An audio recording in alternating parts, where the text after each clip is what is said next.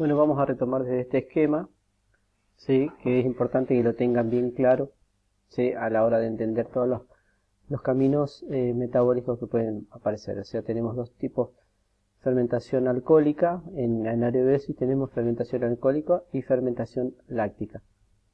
Y en aerobiosis, ¿sí? Tenemos que el piruvato se transforma en acetilcoenzima A y ahí vamos a tener dióxido de carbono y agua. Condiciones anaeróbicas. Tenemos la fermentación láctica y alcohólica, donde se realiza un gran esfuerzo físico, las reservas de oxígeno en las células musculares decaen bruscamente y en esas condiciones anaeróbicas el piruvato se reduce a lactato. En la reducción se produce NAD+, ¿sí? O sea, la forma oxidada del NAD, que se emplea para oxidar más glicerol de hidrotrifosfato en la glucólisis, lo que proporciona una pequeña cantidad de ATP, necesaria como reserva energética. Acá tenemos entonces el esquema de la reacción.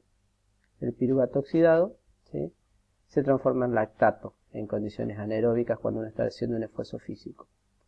Y el NAD reducido se transforma en NAD oxidado. La acumulación de lactato hace que los músculos se fatiguen rápidamente y que aparezca la sensación de dolor o también lo que conocemos como calambre. La mayor parte del lactato se transporta al hígado, donde se vuelve a convertir en piruvato.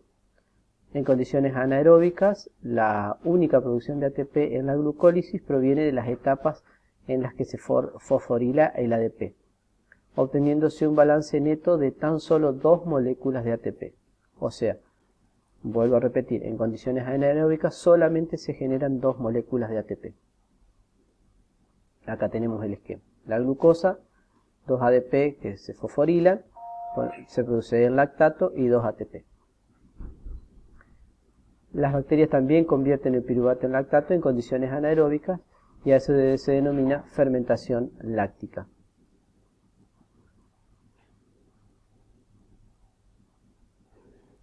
La fermentación alcohólica es un proceso anaerobio, o sea, en ausencia de oxígeno, en el que las levaduras y algunas bacterias descarboxilan el piruvato obteniéndose como producto de la glucólisis acetaldehído, y este se reduce a etanol por la acción del NADH2 o el NAD reducido, siendo la reacción global conocida como la ecuación de Gay-Lussac. O sea que acá tenemos la glucosa, que se produce etanol y dióxido de carbono. Esto es la reacción química que se utiliza en la fermentación para obtener mediante fermentación muchísimas bebidas alcohólicas. ¿Sí? Por ejemplo, en el caso del vino, utiliza la glucosa y los azúcares de la uva para obtener etanol y dióxido, no tanto dióxido de carbono, pero por ejemplo, en el champán sí. Así que la fermentación alcohólica es la que prepondera en toda la obtención de bebidas alcohólicas. Acá tenemos el balance energético de la fermentación, ¿sí? Tenemos glucosa, 2 ADP y 2 ácido fosfórico, ¿sí? Que generan etanol, 2 dióxido de carbono, 2 ATP y 2 moléculas de agua. Vamos a ver ahora una de las partes más importantes, que es el ciclo de Krebs o ciclo del ácido cítrico, ¿sí?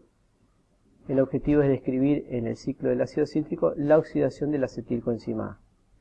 El ciclo del ácido cítrico consiste en una serie de reacciones de degradación de la acetilcoenzima A que conducen a la obtención de dióxido de carbono, NAD reducido y FAD, ¿sí? H2. Las reacciones del ácido cítrico, del ciclo del ácido cítrico, perdón. En el ciclo del ácido cítrico de Krebs se produce un total de 8 reacciones que se pueden dividir en 2 etapas. En la primera etapa, el grupo acetilo, con 2 carbonos, se une al oxalacetato, que posee 4 carbonos, para producir citrato. Vamos a ver la figura. Acá tenemos, ¿sí? Un pequeño esquema. La acetilcoenzima A, ¿sí? Se une al oxalacetato para producir citrato, ¿sí?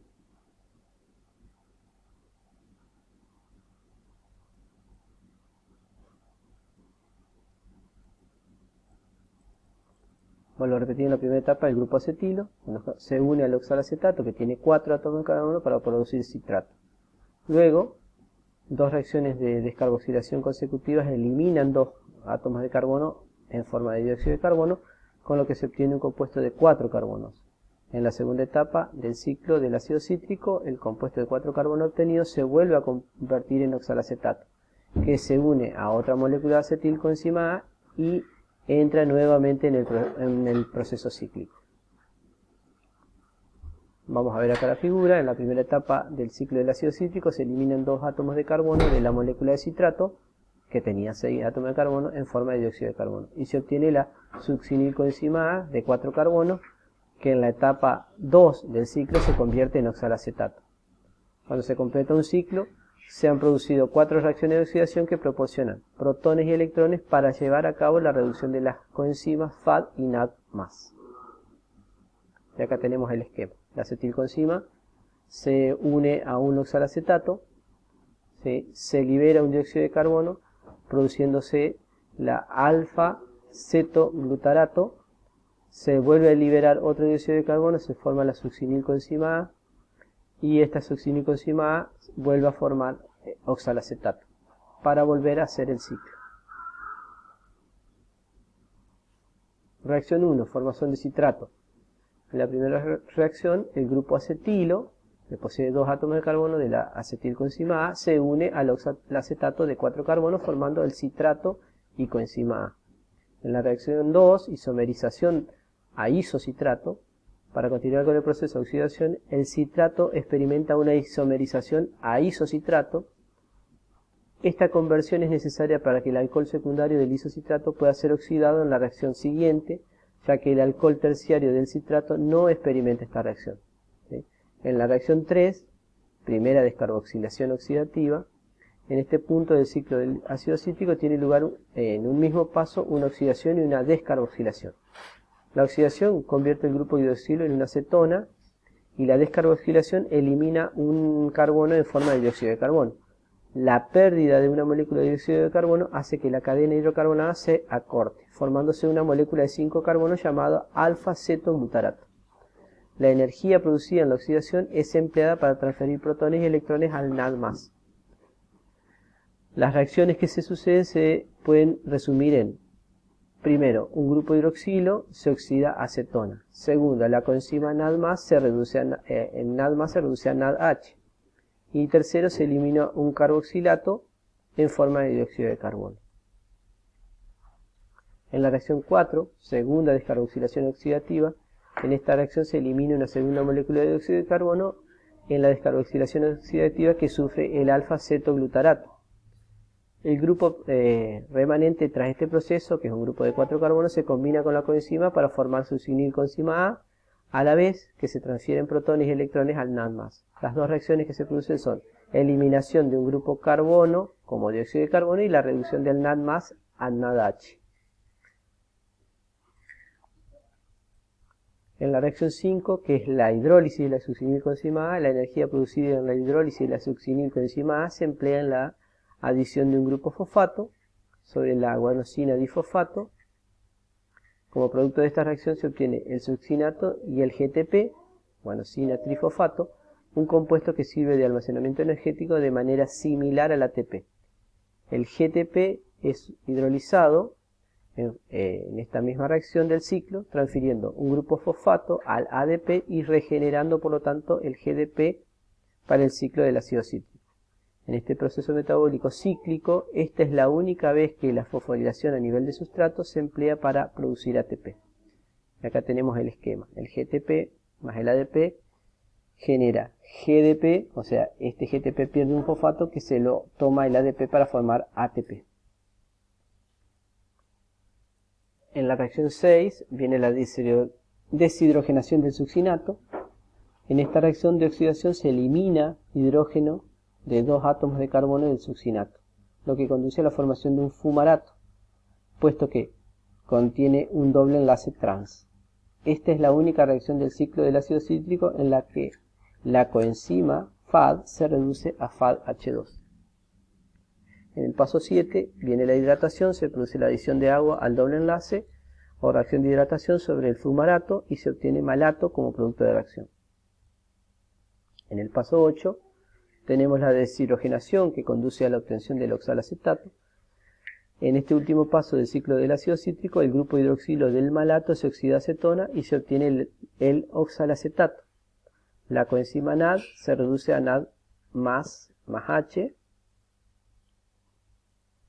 Y ahí tenemos el esquema completo del ciclo de Krebs, ¿sí? Que yo les comenté recién. Por supuesto que nosotros no le vamos a tomar el ciclo de Krebs con todos los compuestos ni las coenzimas como les fui contando en la parte anterior, pero sí es importante que sepan todos los pasos que tiene. Lo que sí es muy importante que se acuerden este esquema como productos obtenidos en el ciclo del ácido cítrico. Esto es muy importante.